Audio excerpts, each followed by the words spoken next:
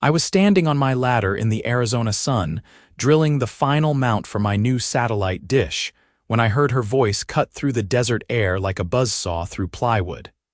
"Excuse me, what do you think you are doing?"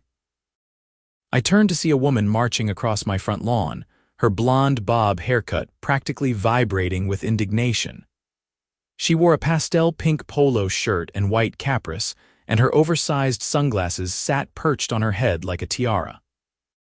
This had to be Brenda Whitmore, the HOA president I had heard whispers about from my neighbor Dave when I moved into Sunset Ridge community 3 months ago. "Installing a satellite dish," I said, keeping my tone neutral. I wiped the sweat from my forehead and climbed down the ladder. "I am Marcus, by the way. Just moved in to 2847 Desert View." "I know exactly who you are," Brenda said, her hands planted firmly on her hips. "And I know you did not submit an architectural review committee application for that monstrosity." I glanced up at my perfectly reasonable 18-inch satellite dish. I did not realize I needed permission to install something on my own house. "This is a deed-restricted community, young man," she said, though I was 32 and hardly qualified as young anymore. "Every exterior modification requires approval. That dish is going to be an eyesore visible from the street, and it violates our community aesthetic standards." I took a deep breath. I had done my homework before ordering the dish. Actually, I looked into this. There is a federal law called the Over-the-Air Reception Devices Rule. The FCC prohibits restrictions on satellite dishes smaller than 1 meter in diameter. Brenda's face flushed red beneath her foundation. "I do not care what some federal bureaucrats think they can dictate. This is a private community with its own rules. You will remove that dish immediately or you will face fines." "I am not removing it," I said calmly. "I need it for my work. I telecommute as a network engineer and I require reliable internet. The cable company out here is terrible with constant outages. Satellite is my only viable option." "That sounds like a personal problem," Brenda snapped.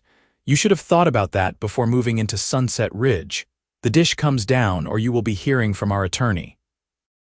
"We have a violation hearing scheduled for next Tuesday at 7 in the evening at the community center.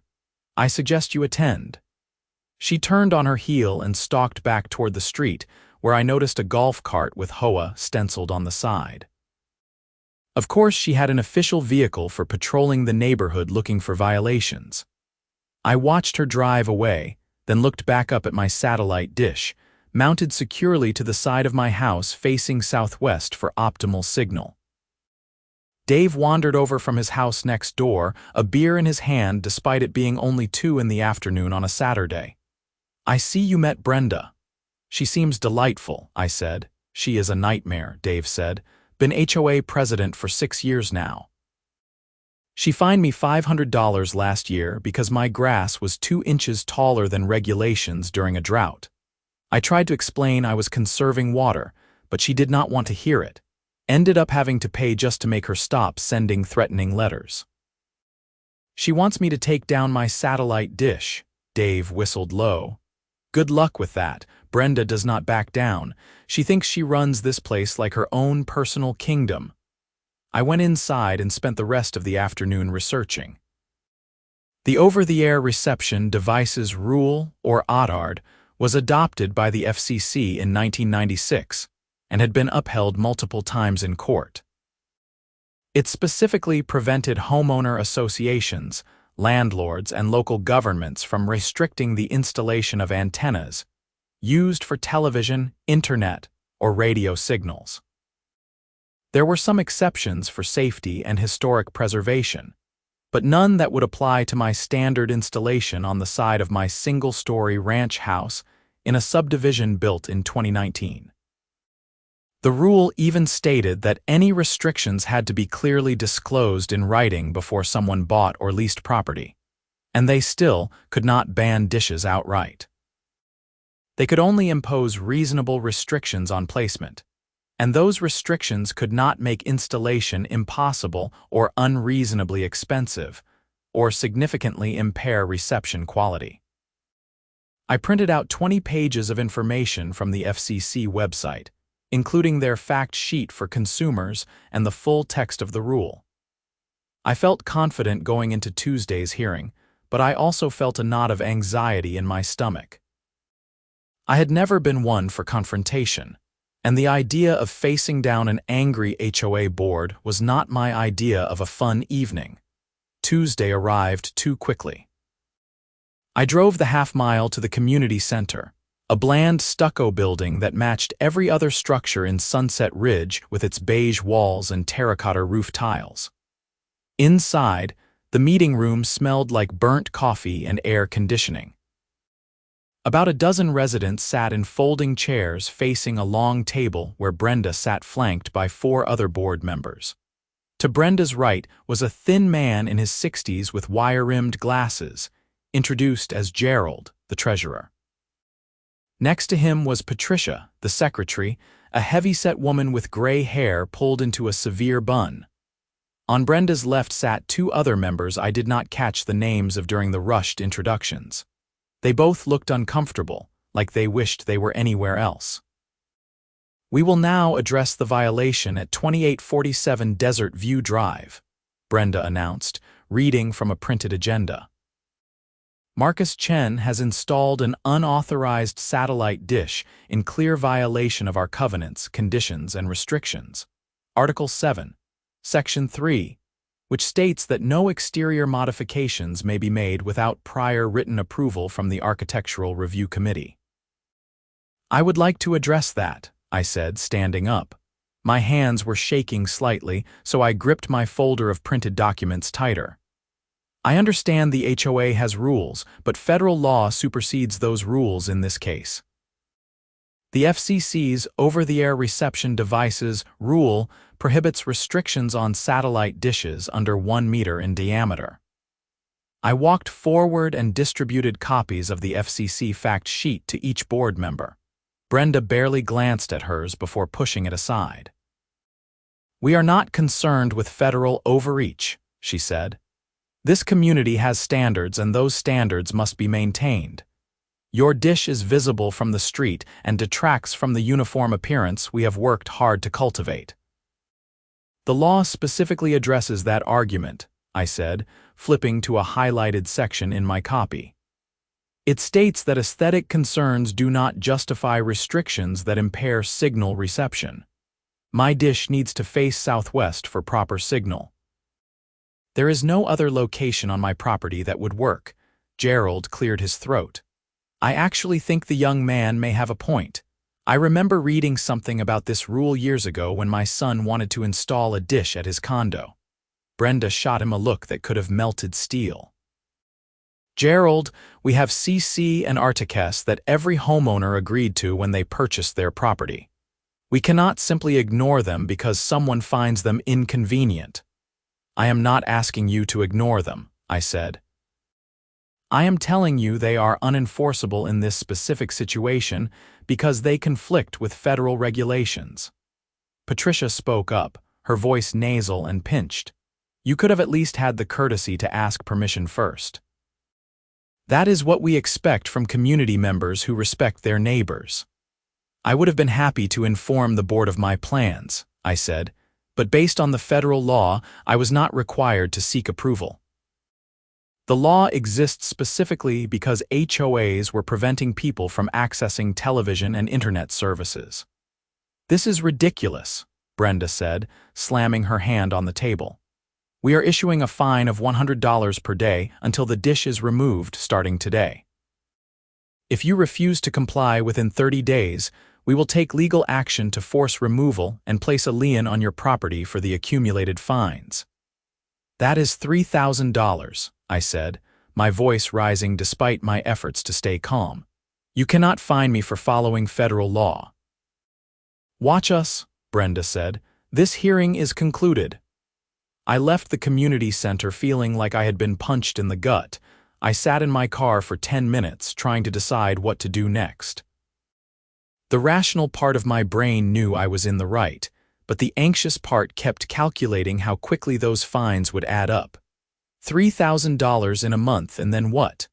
Would they really put a lien on my house? When I got home, I did what I should have done before the hearing. I called a lawyer.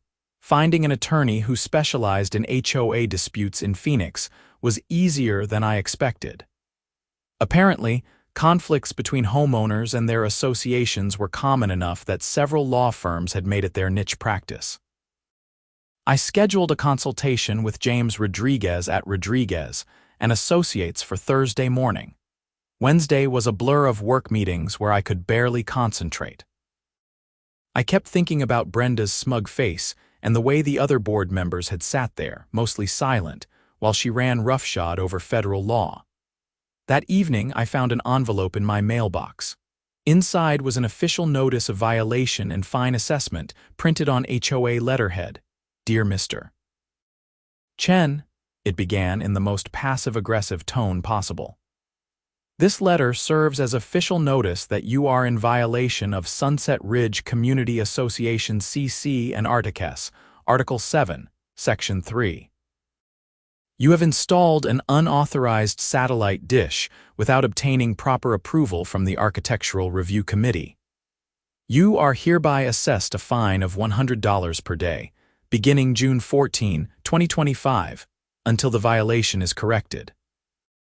Failure to comply within 30 days will result in legal action and a lien being placed on your property for all accumulated fines and legal fees. You have the right to appeal this decision in writing within 10 days. The letter was signed by Brenda Whitmore in flowing script with an excessive number of loops and flourishes. I took a picture of the letter and emailed it to James Rodriguez's office, along with photos of my satellite dish installation and all the FCC documentation I had compiled. Thursday morning, I drove downtown to a glass office building near Central Avenue. Rodriguez and Associates occupied a suite on the 4th floor with a waiting room that featured desert landscape paintings and uncomfortable modern furniture. I filled out intake forms and waited for 20 minutes before a paralegal escorted me back to James Rodriguez's office. James was younger than I expected, maybe late 30s, with dark hair styled with gel and a crisp navy suit that probably cost more than my monthly mortgage payment. His office had floor-to-ceiling windows with a view of the downtown skyline and Camelback Mountain in the distance. "Marcus, good to meet you," he said, shaking my hand with a firm grip. "I reviewed the materials you sent over. This is pretty clear-cut, actually." The HOA does not have a leg to stand on. Relief washed over me. So what do I do? First, we send them a letter explaining why their violation notice is invalid and demanding they rescind it, James said, pulling up a document on his computer. We cite the Odd rule, include the relevant FCC documentation, and make it clear that if they continue to pursue fines or legal action, we will countersue for attorney fees under the rule's prevailing party provision. Prevailing party provision, I asked. The FCC rule allows the prevailing party in a dispute to recover reasonable attorney fees and costs, James explained. It is designed to discourage HOAs from pursuing baseless cases and to make it easier for homeowners to defend their rights. If they ignore our letter and we have to take them to court, they will end up paying your legal bills. How much are we talking about in legal fees? My retainer for a case like this is $1,500, James said. If it goes to court, we are probably looking at another $2,000 to $3,000, depending on how aggressively they fight and whether it settles or goes to trial. But like I said, if we win, they pay. I winced at the numbers but nodded. Let me think about it for a day. Can you send me a copy of the letter you would send them? Absolutely, James said. But I would not wait too long. Those fines are accumulating every day, at least on paper. The sooner we push back, the better. I left his office feeling more hopeful, but also aware that I was about to enter into a serious legal dispute with people who lived in my own neighborhood. This was not how I had imagined my first year as a homeowner going. That evening, I got a call from Dave. "Hey, you need to come over and see this." I walked next door to find Dave standing in his driveway, staring at a notice taped to his front door. It was another violation letter, this one citing him for parking his work truck in his driveway instead of his garage. "She is retaliating against you through me," Dave said, his face red with anger.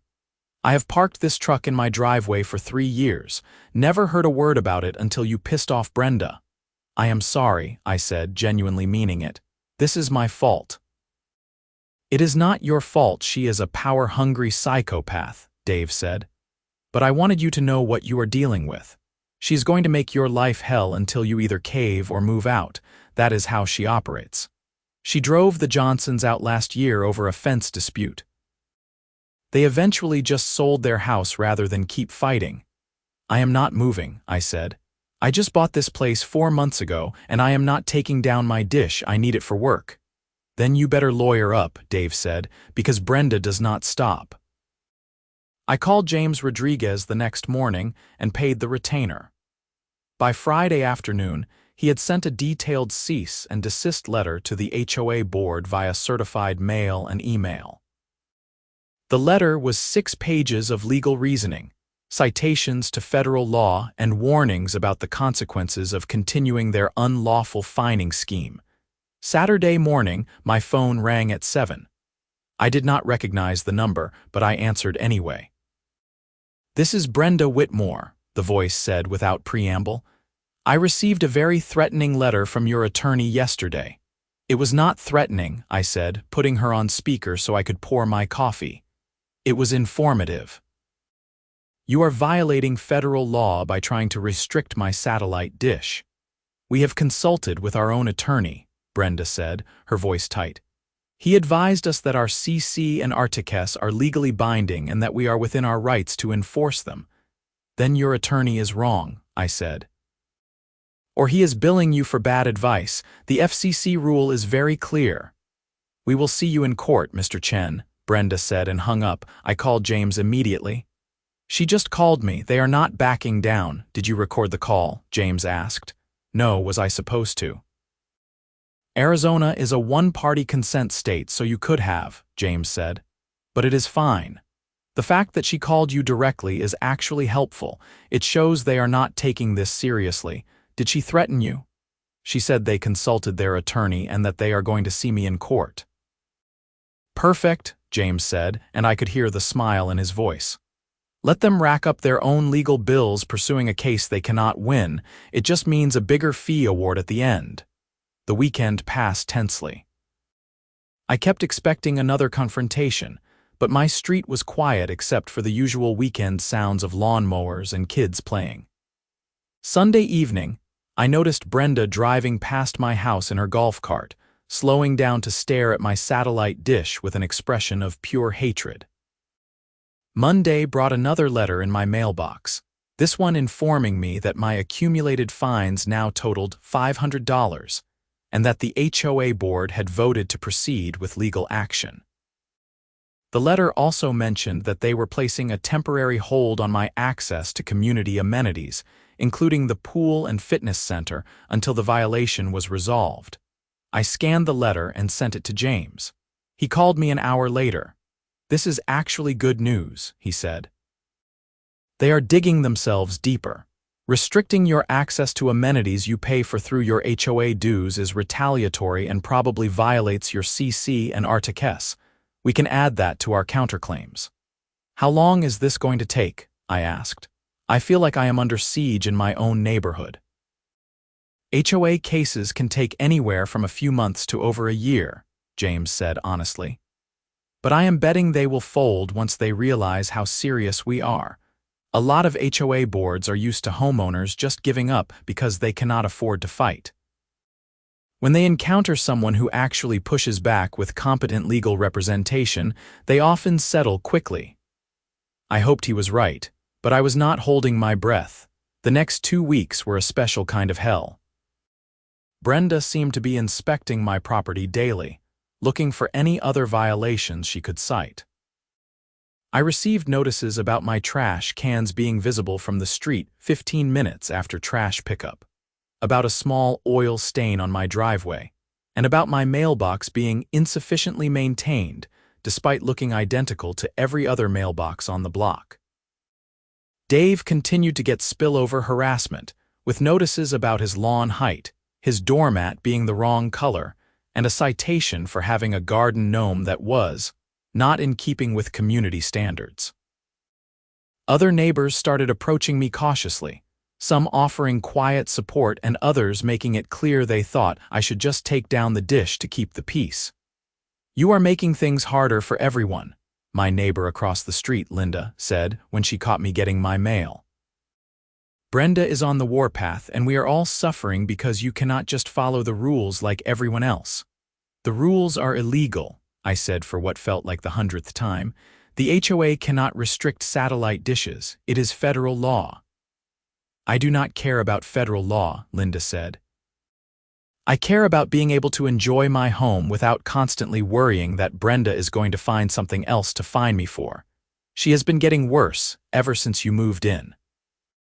I wanted to point out that the problem was Brenda, not me, but Linda had already turned away and was marching back to her house. The isolation was wearing on me. I worked from home, which meant I spent most of my days inside staring at my computer screen, hyper-aware of every car that drove past or golf cart that slowed down outside. I started feeling paranoid, wondering if Brenda was going to escalate to vandalism or something worse. In early July, James filed a formal complaint in Maricopa County Superior Court. The complaint requested a declaratory judgment that the HOA's restrictions on my satellite dish were invalid under federal law, an injunction preventing them from enforcing fines or restricting my access to community amenities, and an award of attorney fees and costs. The HOA was served with the complaint on July 10th. According to James, they had 20 days to file a response. "Now we wait," he said. "The ball is in their court." I tried to focus on work, but it was hard to concentrate on network configurations and security protocols when I was in the middle of a legal battle. My boss had noticed my distraction during team video calls and pulled me aside virtually to ask if everything was okay. "Just some HOA drama," I said, trying to downplay it. "Nothing major. If you need some time off, let me know," she said. "But we do have that big client migration coming up in August and I will need you at your best for that." The pressure was mounting from all sides. I was burning through my savings on legal fees, stressed about work, and living in a neighborhood where half the residents seemed to hate me and the other half wanted to pretend I did not exist. July 15th arrived, and with it, a response from the HOA's attorney. James called me as soon as he received it. "You are not going to believe this," he said. "They are actually arguing that the FCC rule does not apply because your satellite dish is for internet service, not television." "That is completely wrong," I said. "The rule specifically covers internet." "I know," James said. "Their attorney either did not do his research or is just throwing arguments at the wall to see what sticks. This is actually great for us because it shows they have no real defense." The response also argued that my installation was unsafe because I had not hired a licensed contractor, that the dish was an attractive nuisance that could encourage children to climb on my roof, and that the HOA's aesthetic concerns were legitimate under Arizona property law. "Every single one of these arguments has been rejected in previous ODARD cases," James said. "They are just wasting time and money. I am going to file a motion for summary judgment. If the judge agrees with us, we can get this resolved without going to trial." "How long does that take?" "A few months, usually. We file the motion, they respond, we reply, and then the judge makes a decision. It could be faster if they decide to settle." I hung up feeling slightly more optimistic but still exhausted by the whole process. It was July, which meant my fines, at least according to the HOA's accounting, had now accumulated to over $3,000. They sent me a statement every week showing the growing total, along with threats about placing a lien on my property. James had assured me that none of those fines were legally enforceable and that any lien attempt would be immediately challenged, but seeing the numbers on paper was still nerve-wracking. Late July brought a new development. I received a notice that the HOA was holding a special meeting to discuss enforcement options for chronic violators. The meeting was scheduled for July 28th at 7 in the evening, and all homeowners were invited to attend. "Should I go?" I asked James. "Absolutely," he said, "but do not engage. Just observe. If they say anything useful, we can use it in court, and definitely do not let them provoke you into saying something that could be used against you." The special meeting was packed. It seemed like half the neighborhood had shown up, some out of genuine interest and others just for the drama. I sat in the back row, trying to be inconspicuous, but Brenda spotted me immediately and made a point of glaring in my direction. "We are here tonight to discuss the growing problem of homeowners who believe they are above the rules," Brenda began, her voice carrying across the room with practiced ease. "We have spent years building this community into a desirable place to live, with property values that reflect our commitment to high standards. But that is all at risk when individuals decide their personal convenience is more important than our collective agreements." Several people nodded along. A few glanced back at me, and I kept my expression neutral. "The board has been in consultation with our attorney about options for dealing with persistent violators," Brenda continued. "We are exploring the possibility of increasing fine amounts for repeat offenses, expediting the lien process, and even pursuing foreclosure in extreme cases." A murmur went through the crowd. Foreclosure seemed extreme even to those who were generally on Brenda's side. Gerald raised his hand hesitantly. "Brenda, I am not sure foreclosure is appropriate here. We are talking about a satellite dish, not someone running a drug house. We are talking about someone who has refused to comply with multiple notices, racked up thousands of dollars in fines, and hired an attorney to sue the association," Brenda shot back. "This is not a minor issue. This is someone actively undermining our authority." "But if he is right about the federal law, then we are the ones in the wrong," Gerald said, his voice getting slightly stronger. "I looked into this FCC rule he mentioned, and it seems pretty clear that we cannot restrict satellite dishes." "Gerald, if you are not going to support the board, perhaps you should reconsider your position on it," Brenda said coldly. The room went silent. Even people who had been nodding along with Brenda looked uncomfortable at the naked threat. Patricia jumped in, clearly trying to smooth things over. "What Brenda means is that we need to present a united front. The board voted on this enforcement action, and we need to follow through." "I was not aware we voted on pursuing foreclosure," Gerald said. "I certainly would not have supported that." "It was discussed in executive session," Brenda said dismissively. "Now, moving on to other business." I watched the rest of the meeting in a daze. Brenda steamrolled through several other agenda items, including a proposal to increase HOA dues by 15%, and a new rule requiring all front yard landscaping to be professionally designed and approved.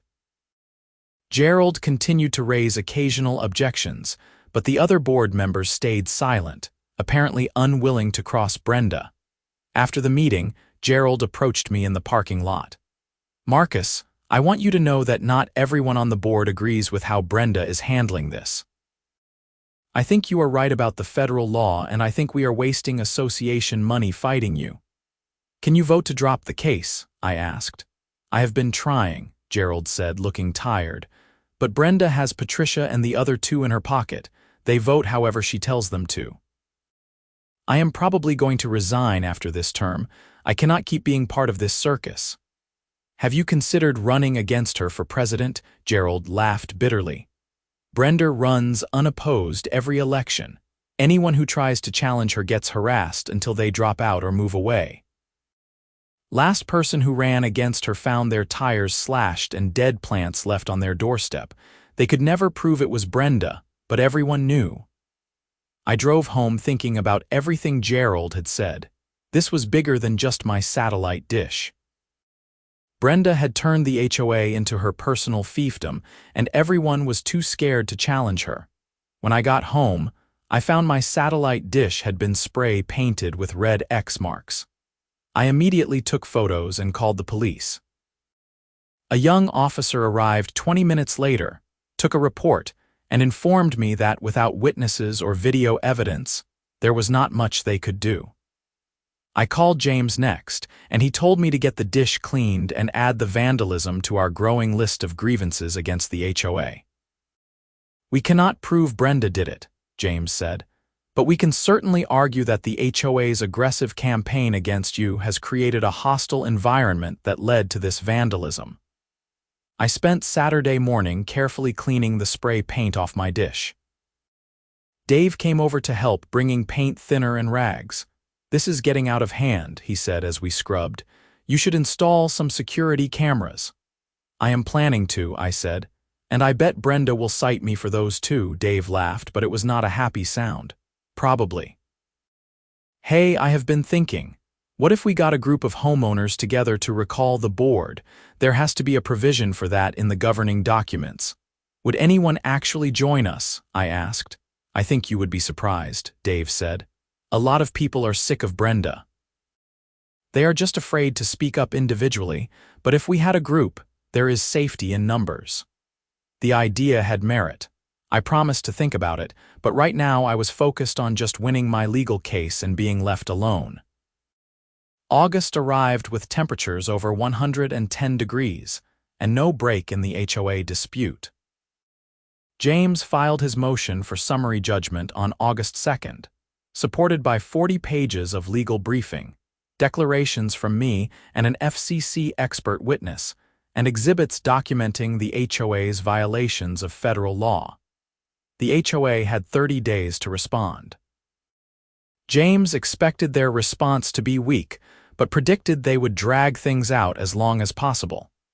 HOA boards operating on homeowner dues do not care how much they spend on legal fees, James explained. It is not their money. They will keep fighting just out of spite, even when they know they are going to lose. Meanwhile, my fines had now theoretically reached nearly $6,000. I received a notice that the HOA was filing a lien on my property. James immediately filed an emergency motion to prevent the lien, arguing that it was based on unenforceable fines. The judge scheduled a hearing on the lien issue for August 20th. This would be my first time actually going to court, and I was nervous.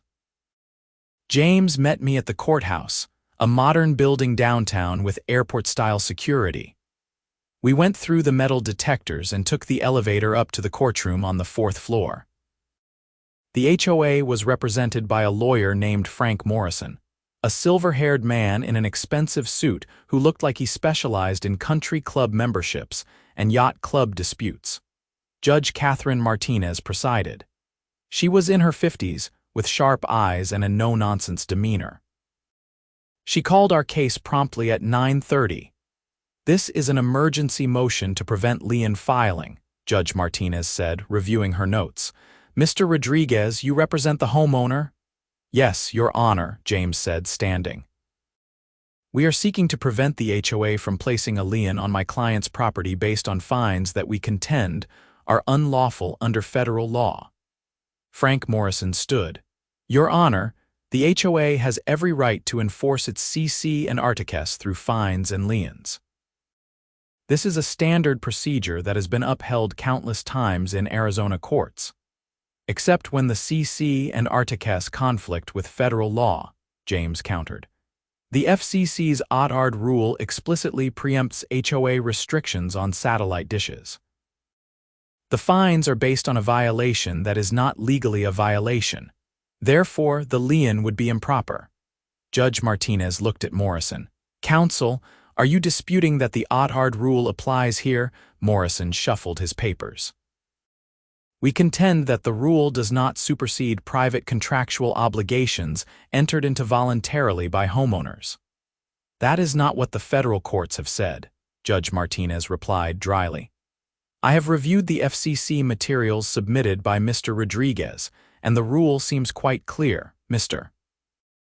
Morrison. Unless you can provide me with case law supporting your position, I am inclined to grant the motion." "Your Honor, we have a response brief being prepared," Morrison said, looking flustered. We just need more time to fully brief this issue. You have had 2 months since this dispute started, Judge Martinez said. Motion granted. The HOA is enjoined from filing a lien based on fines related to the satellite dish pending resolution of the underlying case. Next case. It was over in less than 15 minutes. James and I walked out of the courtroom, and I felt like I could breathe for the first time in months. That was a good sign, James said as we rode the elevator down. Judge Martinez clearly thinks we are right. If she is assigned to the summary judgment motion too, we should get a quick ruling in our favor. What happens after we win the summary judgment? I asked. We file a motion for attorney fees, James said. The HOA will probably challenge the amount, but they will have to pay something. Based on my hours so far, we are looking at around $3,000 to $4,000. I treated myself to lunch at a nice restaurant downtown, feeling optimistic for the first time since this nightmare began. When I got home, there was an envelope taped to my front door. Inside was a handwritten note on flowery stationery. You may have won a small battle, but you have lost the war. You will never be welcome in this community. Sell your house and leave before things get worse. It was unsigned, but I recognized Brenda's handwriting from the violation notices. I took a photo of the note and sent it to James with a message saying I was also filing another police report. The police officer who responded was the same one from the vandalism incident. He looked at the note and shook his head. This could be considered harassment or threatening communication, but again, without proof of who left it, there is not much we can do. I will add it to your previous report, and if you get more incidents, we will have a pattern documented. What if she escalates? I asked. What if she does something more than just leaving notes? Then you call us immediately, the officer said. But right now, this is a civil HOA dispute. Unless someone commits a crime, it is not really a police matter. I forwarded all the documentation to James, who added it to our growing file. This helps establish that the HOA, through Brenda, is engaged in a campaign of harassment. It strengthens our claim for fees and damages. The rest of August was relatively quiet. I installed security cameras around my house, pointing them at my driveway, front door, and the side of the house where my satellite dish was mounted. If anything else happened, I would have video evidence. The HOA filed their response to our summary judgment motion on September 1st, the last possible day. It was a rambling 45-page document that mostly rehashed the same discredited arguments from before. James filed our reply brief 2 weeks later, systematically dismantling each of their points. Now we waited for the judge to rule. According to James, it could take anywhere from a few weeks to a few months. September brought cooler weather and a new crisis. Gerald resigned from the HOA board with a scathing resignation letter that he sent to every homeowner in the community. In it, he detailed Brenda's authoritarian management style, her wasteful spending on legal fees, and her personal vendettas against homeowners she did not like.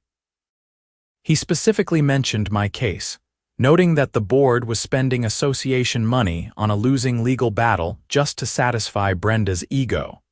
The letter caused chaos.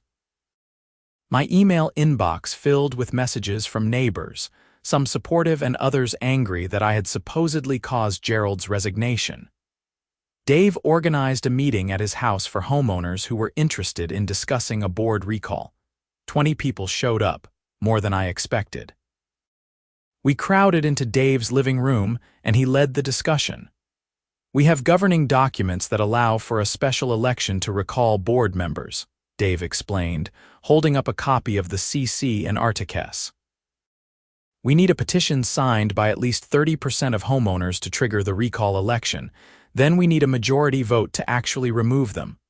What about Brenda? Someone asked. She will fight this. Let her fight, Dave said. We have the numbers if people are willing to stand up. And after Gerald's letter, I think more people are ready. Over the next 3 weeks, Dave and a core group of volunteers collected signatures. I stayed somewhat in the background, not wanting to be accused of orchestrating the whole thing. But I signed the petition and encouraged others to do the same. By early October, they had signatures from 40% of homeowners. The recall petition was formally submitted to the HOA board on October 10th. According to the governing documents, the board had to schedule a recall election within 60 days. Brenda's response was predictable. She sent a community-wide email claiming that the recall effort was being led by disgruntled individuals who refused to follow community rules, and warning that removing the board would lead to chaos and declining property values. But her support was crumbling. Patricia announced she was not seeking re-election. The two silent board members also indicated they would step down rather than face a recall vote. That left only Brenda fighting to keep her position. On October 15th, Judge Martinez issued her ruling on our summary judgment motion. It was a complete victory. In a detailed 20-page opinion, she found that the HOA's restrictions on my satellite dish violated federal law, that the fines were unenforceable, and that I was entitled to attorney fees as the prevailing party. James called me with the news. We won everything. The judge was very clear that the HOA overstepped and that their actions were unreasonable. Now we file the fee motion. I felt a wave of relief so powerful I had to sit down. It was finally over. Almost. James submitted a detailed accounting of his fees, totaling $3,400. The HOA had 10 days to object. Predictably, Frank Morrison filed an objection claiming the fees were excessive and that they should only have to pay a fraction of that amount. Judge Martinez scheduled a hearing on the fee issue for November 5th. James was not worried. Judges generally defer to the prevailing party's fee request unless it is truly unreasonable, he explained. And my fees are actually quite modest for a case that went on this long. We are going to get the full amount. The recall election was scheduled for November 12th. Dave and his group had recruited a slate of 5 candidates to run for the board seats. I was not running myself, figuring I had been enough of a lightning rod already, but Dave was on the slate along with several other reasonable people who just wanted the HOA to function normally. The fee hearing went as James predicted. Judge Martinez reviewed the fee petition, listened to Morrison's objections, and awarded us the full $3,400. Mr. Morrison, your client chose to pursue a legal battle they had no realistic chance of winning, Judge Martinez said from the bench. These fees are entirely reasonable and are actually less than I would have expected for a case that required multiple motions and hearings. The HOA will pay the full amount within 30 days.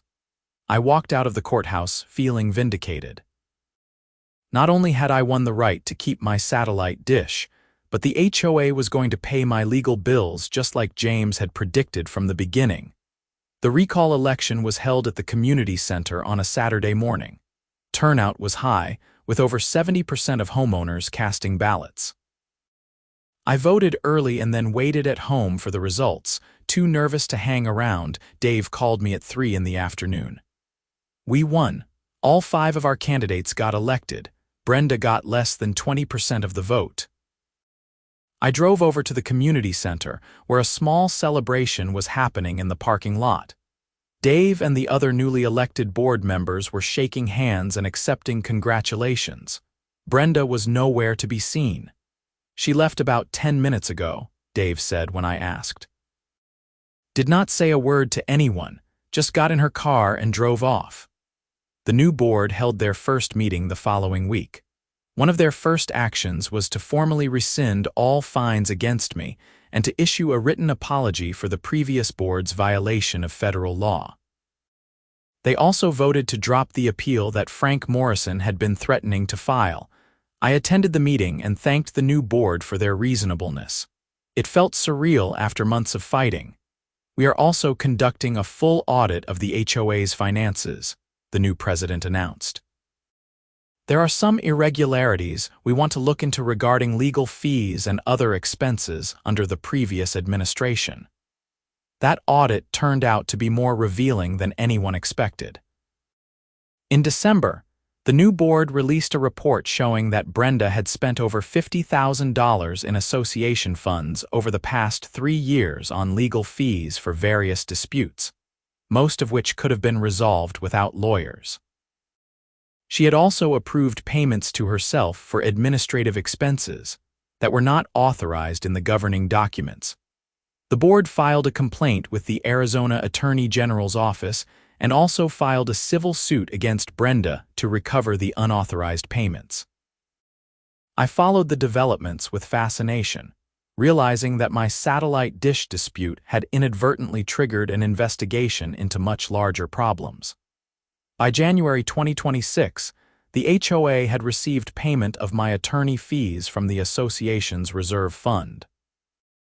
James sent me a final bill showing that the $3,400 exactly covered his costs, meaning I did not owe him anything beyond the initial retainer, which was refunded to me. I framed the check from the HOA and hung it in my home office as a reminder that standing up for your rights, even when it is difficult and stressful, can actually work out. Brenda ended up settling the civil suit in March 2026, agreeing to repay $12,000 in unauthorized expenses and to resign permanently from any HOA leadership position.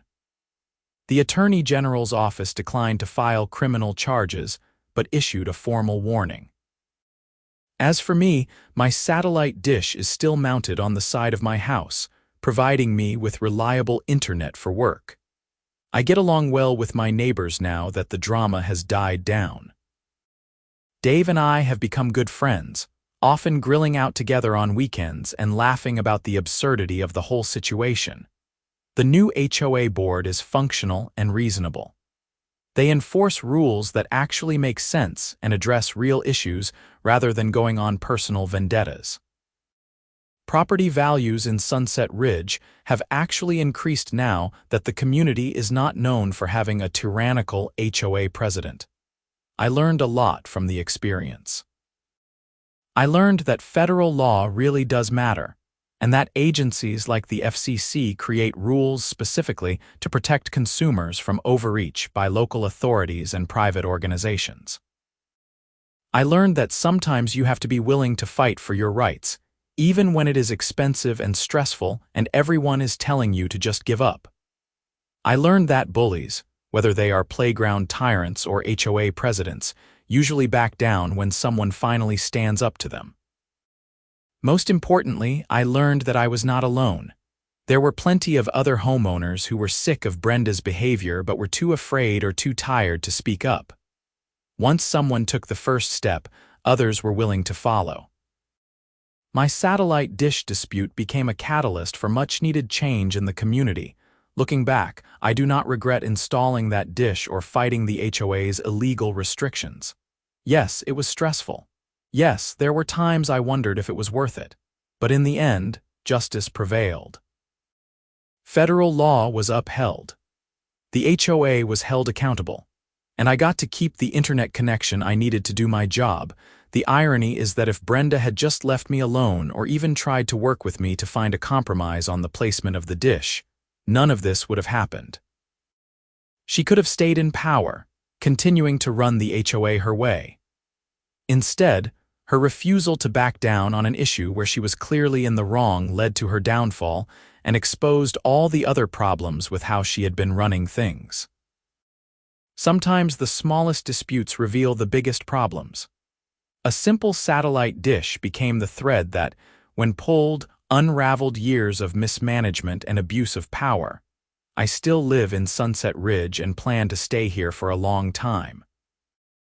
It is a good community now, with reasonable leadership and neighbors who actually talk to each other instead of living in fear of HOA violations.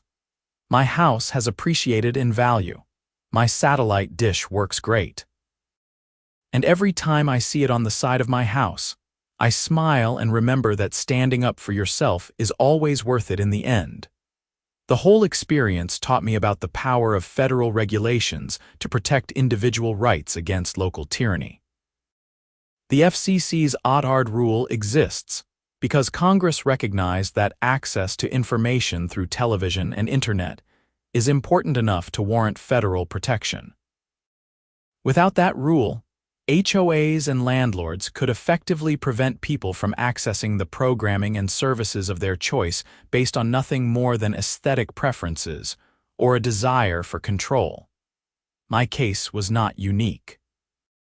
Thousands of homeowners across America face similar disputes every year. Some fight and win. Others give up and either remove their dishes or move. The difference often comes down to knowing your rights and being willing to enforce them. I also learned about the importance of good governance in homeowner associations. HOAs serve a legitimate purpose in maintaining property values and ensuring basic standards in residential communities. But they can easily become vehicles for petty tyranny when the wrong people end up in charge. Checks and balances matter. Accountability matters. And homeowners need to stay engaged with their HOAs rather than ignoring them until a problem arises. In the months after the recall election, the new board implemented several reforms. They created term limits for board positions to prevent anyone from becoming entrenched like Brenda had been. They established clearer financial controls and required monthly financial reports to be distributed to all homeowners. They created an ombudsman position to handle disputes before they escalated to fines or legal action. And they revised the enforcement procedures to ensure that homeowners received proper notice and had a fair opportunity to contest violations before fines were imposed. These changes made Sunset Ridge a better place to live. The HOA became less focused on finding violations and more focused on maintaining common areas and organizing community events. Relations between the board and homeowners improved dramatically. As for Brenda, I heard through the neighborhood grapevine that she moved to a different subdivision across town. I hope she learned something from the experience, but based on her complete lack of remorse throughout the whole ordeal, I am not optimistic. Some people are just wired to need control over others, and they will keep seeking out positions of petty authority wherever they go. The legal precedent from my case has actually been cited in a few other OTARD disputes in Arizona. James told me that his firm has represented 3 other homeowners in similar situations, and in each case, they were able to get quick settlements by citing Judge Martinez's opinion in my case. So in a small way, my fight helped other people avoid going through what I went through. I occasionally get contacted by homeowners from other states who found out about my case through online HOA dispute forums. I always tell them the same thing: know your rights, document everything, and do not be afraid to hire a lawyer if the HOA is clearly in the wrong. The OTARD rule and the prevailing party fee provision exist specifically to make it possible for regular people to enforce their rights without being bankrupted by legal fees. One thing I wish I had done differently was installing security cameras earlier. The vandalism and threatening note would have been much easier to deal with if I had video evidence. I now tell everyone who asks to install cameras before any dispute arises, not after. They are cheap, easy to install, and can be invaluable if things escalate. I also wish I had reached out to other homeowners sooner. I spent months feeling isolated and under siege, not realizing that other people were equally frustrated with Brenda's management style. If I had known about the broader discontent, I might have pushed for a recall election from the beginning rather than just fighting my individual battle. But everything worked out in the end. I have my satellite dish. I have my internet connection. I live in a community with reasonable governance. And I have $3,400 less in legal bills than I would have had if the prevailing party fee provision did not exist. The story of my HOA dispute has become something of a legend in Sunset Ridge. New homeowners hear about it during the orientation meetings that the new board holds. It serves as a reminder of what can happen when HOA leadership goes unchecked, and also as a testament to the fact that positive change is possible when people are willing to work together. Dave jokes that I should run for the HOA board myself, given that I accidentally triggered a revolution in community governance. I always decline. I have had enough of HOA politics to last a lifetime. I am happy to be an engaged homeowner who votes in elections and attends meetings when important issues arise. But I have no desire to be on the other side of the table dealing with disputes and enforcement issues. My satellite dish still sits on the side of my house, a small but significant symbol of individual rights and the importance of federal law in protecting those rights. It provides me with reliable internet, allows me to do my job effectively, and serves as a daily reminder that sometimes the little guy really can win against entrenched bureaucratic power. And that is the story of how I stood up to my HOA, won my case based on federal law, and ended up having them pay my attorney fees of $3,400. It was not easy, it was not fun, and there were times I wanted to give up. But in the end, justice prevailed, and I am proud that I fought for what was right instead of just accepting an illegal restriction on my property rights. The experience changed me in ways I did not expect. I am more confident now, more willing to speak up when I see something wrong. I am also more aware of the legal protections that exist for ordinary citizens and more appreciative of the regulatory agencies that work to enforce those protections. The FCC may seem like a distant bureaucracy, but their Odd rule made a real difference in my life.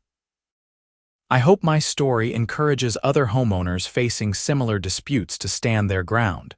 Research the law, know your rights, and do not let HOA boards bully you into giving up legitimate protections. Federal law exists for a reason, and it applies even in private residential communities. You have the right to access television and internet services through satellite dishes or antennas, and no HOA can take that right away based on aesthetic concerns or a desire for uniformity. In conclusion, my battle with the Sunset Ridge HOA over a simple satellite dish turned into a months-long legal fight that ultimately vindicated my rights, exposed corruption and mismanagement in the HOA leadership, and led to positive changes that benefited the entire community. The $3,400 in attorney fees that the HOA had to pay me was not just compensation for my legal costs, but also a statement that homeowner associations cannot ignore federal law with impunity. It was worth every stressful moment to achieve that outcome and to help create a better community for everyone who lives here.